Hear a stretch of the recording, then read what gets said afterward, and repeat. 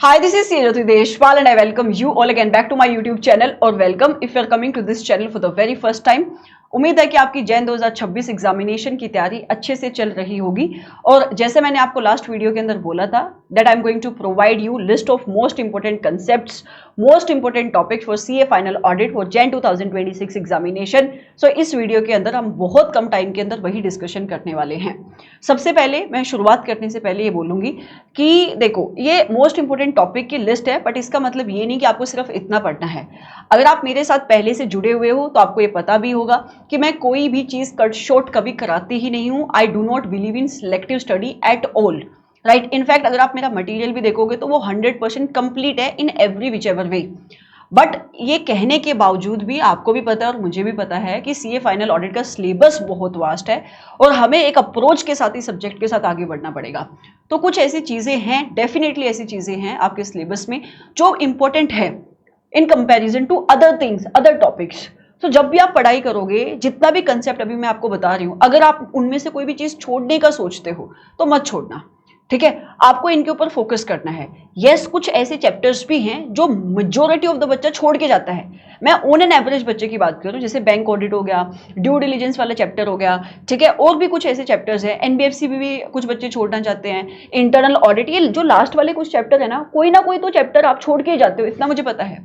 तो उन चैप्टर्स को कैसे अप्रोच करना है, उन चैप्टर्स में से अगर आपको बाय चांस आपके पास टाइम कम रहता है, कौन से टॉपिक के ऊपर आपको फोकस करना चाहिए, कैसे आप उन चैप्टर से सिलेक्टिव स्टडी कर सकते हो, वो हम डिस्कस करने वाले हैं, ठीक है। सो मैं कभी भी किसी भी ऐसे चीज को प्रमोट नहीं करती जो इनकम्प्लीट है, तो ये मैं सबसे पहले बताना चाहूंगी। दूसरा, ये पीडीएफ आपको कहाँ पे मिलेगी? हमारे टेलीग्राम चैनल के ऊपर मिल जाएगी। अगर आपने अभी तक हमारे टेलीग्राम चैनल को ज्वाइन नहीं किया है then it's a humble request, please join our Telegram channel. And also आप हमारी ऐप भी डाउनलोड कर सकते हो। अगर आप मेरे साथ पहले से जुड़े हुए हो तो आपको ये भी पता है कि there are material which is available on app as well. अभी हमने एक लक्ष्य बैच जो यूट्यूब के ऊपर ही अवेलेबल है उसको लॉन्च किया था, जिसके अंदर सारे एमटीपीज आरटीपीज के क्वेश्चंस हमने डिस्कस किए हुए हैं। आपने उसको नहीं देखा है, एक बार आप उसको रेफर कर लो। उसके अंदर जितना भी एडिशनल क्वेश्चंस है उसकी पीडीएफ हमारे ऐप के ऊपर अवेलेबल है। मैंने free of cost chapter wise test series भी लॉन्च की है, वो भी हमारे ऐप के ऊपर अवेलेबल है। तो ऐप आप डाउनलोड कर लेना ताकि आने वाले फ्यूचर में भी अगर मैं कोई भी चीज फ्री ऑफ कॉस्ट देती हूँ तो you will be in a position to get it directly from the app. So let's start with the discussion. जो भी डिस्कशन देखने के लिए आप यहाँ पे आए हो, राइट, कि कौन कौन से टॉपिक के ऊपर मैम मुझे फोकस करना चाहिए। तो देखो यहाँ पे ना लेफ्ट साइड के ऊपर मैंने स्टैंडर्ड के नंबर लिखे हैं और ये स्टैंडर्ड के नंबर एक बार मैं बोल देती हूँ। ये ऐसे स्टैंडर्ड है जिनको छोड़ के जाने का आप छोड़ भी नहीं सकते। और यहाँ पे मैंने कोई भी टॉपिक नहीं लिखा है कि इसके ऊपर आप ज्यादा फोकस करो, उसके ऊपर आप ज्यादा फोकस करो, क्योंकि ये अपने आप में बहुत इंपॉर्टेंट है। जैसे अगर मैं एसक्यूसी 1 की बात करती हूँ, आप कोई भी अभी रिसेंट अटेम्प्ट उठा के देख लो, शायद ही कोई ऐसा आपको अटेम्प्ट मिलेगा जहां पे एसक्यूसी 1 से क्वेश्चन नहीं पूछा जा रहा है। तो आपको ये स्टैंडर्ड इन एंड आउट पूरा अच्छे से थोरोली पढ़ना है। और अगर मैं ऐसे नंबर 240 की बात करूँ, 260 की बात करूँ, 402 की बात करूँ, इंपॉर्टेंट स्टैंडर्ड है। मैम आपने 250 नहीं यहाँ पे रखा? हाँ, मैंने ऐसे नंबर 250 यहाँ पे नहीं रखा क्योंकि वो एक तो बहुत छोटा स्टैंडर्ड है, आसान स्टैंडर्ड है, प्रोबेबिलिटी कम है और अभी इसी अटेम्प्ट में क्वेश्चन आया तो अगले अटेम्प्ट में आने की तो प्रोबेबिलिटी वहां से बहुत ही कम है 250 से। ओके, ऐसे नंबर 540 ए कैटेगरी का स्टैंडर्ड है, काउंटिंग एस्टीमेट। और ये स्टैंडर्ड मैं यहाँ पे एक बात बोलना चाहूंगी, ज्यादातर बच्चे इसको अच्छे से नहीं पढ़ के जाते हैं। So it's a humble request कि आप इस स्टैंडर्ड को पूरा कंप्लीट पढ़ के जाओ। बहुत इंपॉर्टेंट स्टैंडर्ड है आपके लिए, कई बार क्वेश्चन आता है 540 से। अच्छा, सेम गोज विद ऐसे नंबर 620। 330 इतना इंपॉर्टेंट नहीं है, 330 इतना इंपॉर्टेंट नहीं है। इनफैक्ट रिस्क और रिस्पॉन्स वाला जो टॉपिक रहता है ना वो इंटर लेवल के ऊपर ज्यादा इंपॉर्टेंट है। बट अगर उसमें से भी रिस्क और रिस्पॉन्सेज में से भी आपकी लेवल पे कोई क्वेश्चन बनता है तो वो रिस्पॉन्सेज में से बनता है। मतलब 315 320 इन कंसेप्ट में से सीए फाइनल लेवल पे क्वेश्चन बनने की प्रोबेबिलिटी बहुत कम है। आपके सिलेबस के अंदर भी ये लिखा हुआ है। ओके, 501 505 560 570 ये कुछ ऐसे स्टैंडर्ड है जो शायद आपको ना इंस्टीट्यूट के मॉड्यूल में कंप्लीट देखने को भी नहीं मिलेंगे, क्योंकि इंस्टीट्यूट के मॉड्यूल जब आप खोल के देखते हो chapter number 5 and chapter number 6, ये दो ऐसे चैप्टर हैं जहां पे लिखा हुआ है कि चार्ट के फॉर्म में ये सब कंटेंट है और इंस्टीट्यूट कहते हैं कि डिटेल में आप इंटर पे पढ़ के आए थे, बट वो क्वेश्चन पूछता है यहां से। मतलब 501 505 560 570 ये ऐसे कुछ आपके स्टैंडर्ड है जहां से डिस्क्रिप्टिव पोर्शन के अंदर भी क्वेश्चन आते हैं। तो मुझे ये नहीं पता बेटा आप कौन सी बुक रेफर कर रहे हो। अगर आप कोई भी ऐसी बुक रेफर कर रहे हो जिसके अंदर ये स्टैंडर्ड डिटेल में नहीं है, तो मैं बोलूंगी आईसीआई का मॉड्यूल जो इंटर वाला है आप उसको खोलो। 501, 505, 560 और 570 इनके टॉपिक आपको पढ़ने चाहिए। इसके अलावा 705 इंपॉर्टेंट है फाइनल लेवल पे, 700 नहीं इतना इंपॉर्टेंट है, 701 भी इतना नहीं इंपॉर्टेंट है। अगर उसमें से कोई क्वेश्चन बनते हैं ना, मैं रिसेंट अटेम्प्ट में आप देखते हो या तो ड्राफ्टिंग के क्वेश्चन बन रहे हैं या तो आपके एमसीक्यू में क्वेश्चन बन रहे हैं, तो उधर अंडरस्टैंडिंग के ऊपर अपना फोकस होना चाहिए। Same goes with 706 also, but 710 important है और ये वाला जो स्टैंडर्ड है 720 इट इज वेरी इंपॉर्टेंट। तो मतलब अपने को अगर 700 सीरीज में से मुझे बोलना हो कि सबसे इंपॉर्टेंट कौन सा, 720, 705, राइट। ये डिस्क्रिप्टिव पोर्शन के लिए कह रही हूँ। कारो इज वेरी वेरी इंपॉर्टेंट। कारो के ऊपर भी जैसा आप कारो इंटर में पढ़ते हो डायरेक्ट कारो, वैसे नहीं पढ़ना अपने को। जब आप कारो पिकअप करोगे तो क्वेश्चंस देखना कारो के एप्लीकेबिलिटी के ऊपर क्वेश्चन है, राइट। सो कारो भी आपको थोरोली कंसेप्ट के अकॉर्डिंग पढ़ना है। और इसके अलावा यहाँ पे आपके 7 चैप्टर खत्म हो जाते हैं। इसके अलावा जो अपने चैप्टर नंबर 8 है, चैप्टर नंबर 9 है, चैप्टर नंबर 10 और 11 है, यहाँ पे मैंने कोई भी स्टैंडर्ड का नंबर नहीं लिखा, क्योंकि मैं ये मानती हूँ पर्सनली कि ये सारे ही चैप्टर अभी इंपॉर्टेंट है। बहुत कम क्वेश्चन आपको किसी भी क्वेश्चन बैंक में देखने को मिलेंगे इन चैप्टर से, क्योंकि ये अभी मई 2024 में जब आपका सिलेबस आया तब दोबारा से इंट्रोड्यूस्ड हुए थे आपके सिलेबस के अंदर, तो इसलिए ज्यादा क्वेश्चन नहीं है यहाँ पे। इसका मतलब ये है कि जितना भी अभी इसमें से पोर्शन बचा हुआ है, नए क्वेश्चन बनने की प्रोबेबिलिटी बहुत आई है। जबकि अगर आप ऊपर वाला देखोगे ना, ये साथ में क्वेश्चन बैंक आप उठाना, तो पुराने क्वेश्चन रिपीट होने की प्रोबेबिलिटी बहुत आई है। अगर क्वेश्चन पेपर सिंपल बनने वाला है, सिंपल एज इन कि पिछले अटेम्प्ट से बनने वाला है, तो ऊपर पहले जितने भी 7 चैप्टर हमने देखे, जो पुराने क्वेश्चन है वो रिपीट होंगे या उन जैसे क्वेश्चंस बनेंगे। लेकिन ये वाले जो स्टैंडर्ड है ना 8, 9, 10, 11 टाइम लगाओ यहाँ पे, क्योंकि इनके ऊपर नए क्वेश्चंस बन सकते हैं। एंड अगर इसके अलावा मैं बोलूं प्रोफेशनल एथिक्स बहुत इंपॉर्टेंट है, उसके अंदर भी शेड्यूल्स बहुत ज्यादा इंपॉर्टेंट है, ग्रुप ऑडिट बहुत इंपॉर्टेंट है, ऐसे नंबर 600 बहुत इंपॉर्टेंट है, एनबीएफसी, ईएसजी बहुत बहुत इंपॉर्टेंट टॉपिक है, बहुत इंपॉर्टेंट टॉपिक है। आप अभी रिसेंटली अटेम्प्ट उठा के देख सकते हो बेटा, यहाँ पे ईएसजी में आपको बहुत सारे क्वेश्चंस देखने को मिलेंगे। अगर मैं ईएसजी में आपको टॉपिक बताऊं ना जिसके ऊपर आपको फोकस करना चाहिए, प्रिंसिपल ऑफ बीआरएसआर, मतलब ये आपको ना बाय हार्ट याद होनी चाहिए, नो के नो प्रिंसिपल। एमसीक्यू में भी क्वेश्चन आता है, इनके ऊपर डिस्क्रिप्टिव पोर्शन में भी क्वेश्चन बनता है। जो 6 C's हैं इंटीग्रेटेड रिपोर्टिंग की, वो आपको पता होनी चाहिए, राइट। ईएसजी वाला टॉपिक आपको पता होना चाहिए। एक टॉपिक है हमारा बीआरएसआर एश्योरेंस का, ये टॉपिक इस चैप्टर में से सबसे इंपॉर्टेंट टॉपिक बनते हैं, सबसे इंपॉर्टेंट। अच्छा, इसके अलावा अब जो बाकी चैप्टर रह गए, कुछ चैप्टर्स जो आपको टेक्निकल लगते हैं, वहां पे मैंने कंसेप्ट के नाम लिखे हैं कि आप कौन कौन से कंसेप्ट के ऊपर ज्यादा फोकस करोगे। अगर मैं चैप्टर नंबर 12 की बात करूं, क्या चैप्टर नंबर 12 आपको मुश्किल लगता है? डिजिटल ऑडिट लर्न करने में मुश्किल लगता है, समझने में मुश्किल नहीं लगता है। तो अगर आपको चैप्टर नंबर 12 को नहीं छोड़ना है, जो छोड़ना भी नहीं चाहिए, ये अगर भी मैंने इसलिए लगा दिया क्योंकि ज्यादातर बच्चे ना मेरे पास आके यही बोलते हैं, चैप्टर नंबर 12 छोड़ सकता हूँ, कितने मार्क्स के क्वेश्चन आएंगे इधर से, मत छोड़ो। उससे बेटर अप्रोच आप पता क्या करो, जितना भी स्टडी मटेरियल के क्वेश्चन है ना चैप्टर नंबर 12 के, जो भी क्वेश्चंस के अंदर कंसेप्ट कवर हो रहे हैं चैप्टर नंबर 12 के, उनके ऊपर फोकस करो।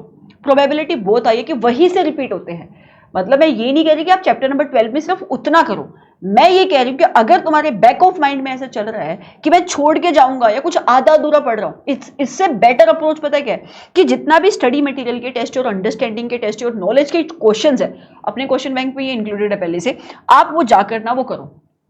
अगेन नया चैप्टर है, पास्ट ईयर के क्वेश्चन तो इतने आपको देखने को नहीं मिलेंगे।